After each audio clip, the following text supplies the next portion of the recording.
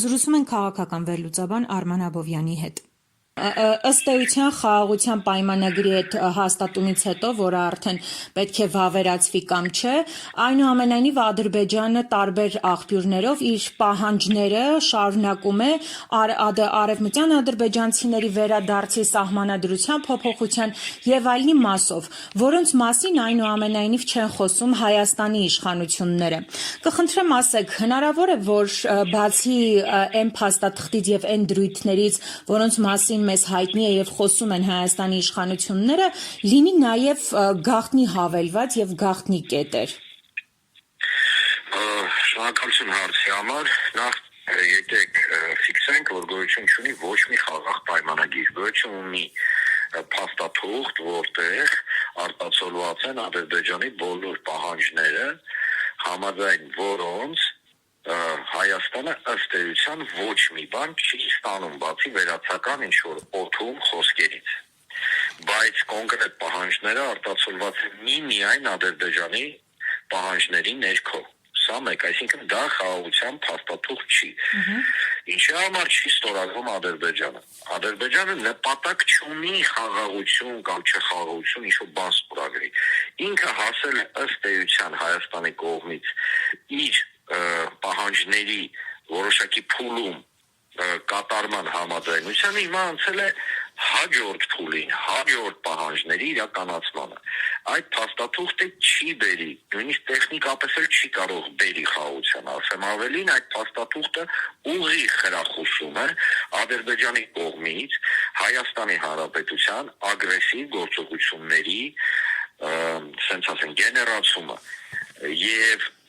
Իժրայելը գաղտնի հավելված, գաղտնի ամեն ինչ էլ հնարավոր է այս իշխանությունները երբեք այս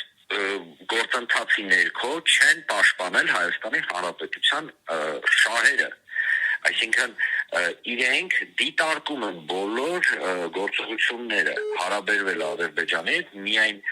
մեկ տրամաբանության ներքո, դա բավարարել Ադրբեջանի բոլոր պահանջները փոխարենը ստանալով ժամանակավոր լուֆտ, որի ընթացքում իրենք կպահպանեն իրենց պաշտոնները, սա է իրականությունը, կմնա Հայաստանից Բաղրամյան փողոցը Երևանում եւ Դեմիրճյանը իրենց միլիովին բավարար է, Ադրբեջանը նպատակ չունի խաղաղություն հաստատել Հայաստանի Հանրապետության հետ, Ադրբեջանը պաշտոնապես հայտարարել է եւ պաշտոնապես աշխատում է Հայաստանի կազմաքանդման ուղղությամբ եւ Հայաստանի տեղը արևմտյան Ադրբեջան ձևավորելու, այլ կերպ ասած